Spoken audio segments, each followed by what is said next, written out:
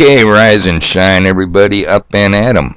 Time to roll out and get stuff done, and there's plenty of stuff that needs doing. Take my word for it. I'll be the first to admit my musical talent hovers around the number 0, in that range anyway, and I'll further admit I couldn't carry a tune in a bucket. Now, predicated upon the premise, simple things occupy simple minds, it never ceases to amaze me how much the vocals carry and make the song. And an introduction to this podcast was the Rolling Stones' mega hit, Sympathy for the Devil. Did you guys recognize it? Could you name that tune in 3 notes?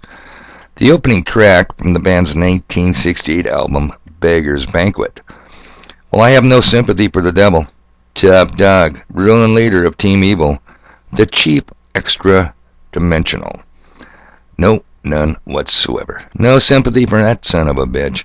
Anyway, people, it is Wednesday, the 15th of March, 2023, according to our Roman calendar. Boy, Rome comes up a lot, don't it? I was 13 at the time the Rolling Stones released their album. That album, which album? I just told you, Beggar's Banquet. And Operation Popeye was in full deployment. Flying the friendly skies of Vietnam, Operation Popeye ran from 1967 to 1972. The plan was to flood the enemy out, with specific attention to the Ho Chi Minh supply trail, from the north to the south.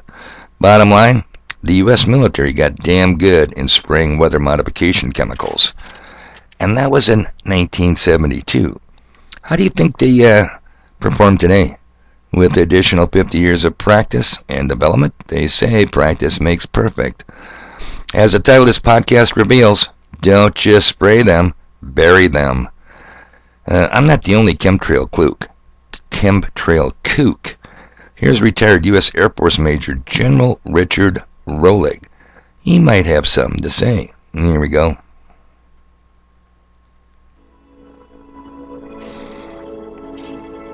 Weather was a weapon used over Vietnam. Would you expect that to be then deleted from the availability? No. To continue to expand the scientific aspects of it, to have it available in your portfolio of weapons, would be a natural process.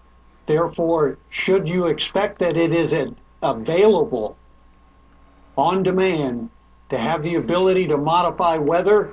Absolutely. Within this country and others. They got good, people. They got damn good.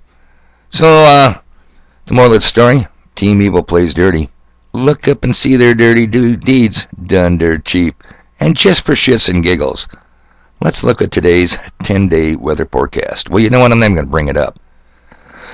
Excuse me. You can take a look at yourself. Wide fluctuations from 30s above down to -5 belows for lows. Come on, people. Do you see any discrepancies? Any oddities? Any weather whiplash? Look at the 10-day weather script, people. Now, moving on.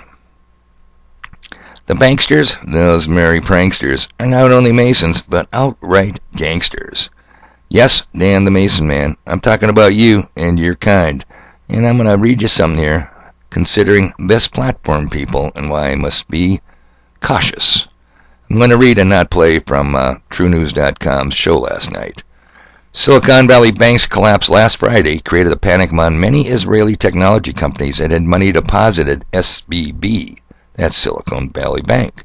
In addition, many Israeli tech startups relied on SVB for funding. Now, an interesting point, this is my interjection here.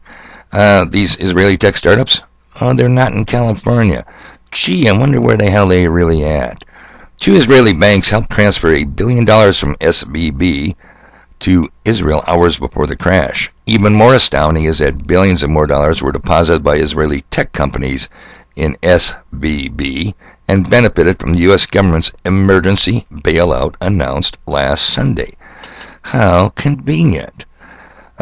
People, CBDC, central bank digital currency, central bank in the U.S., the Federal Reserve, yeah, is right around the corner. Don't even doubt me on that. The day is coming soon when you will hate that smartphone you love so much today. Now, I can't quite put my finger on this, as I'm going to wrap this up, today's podcast, but I faintly remember overhearing Murray claim he is related to former Federal Reserve Chairman and current Treasury Secretary Janet Yellen. Now, I'd have to talk to Murray to confirm this relationship with Yellen, but talking or even listening to Murray is just too painful. Besides, I got stuff to do.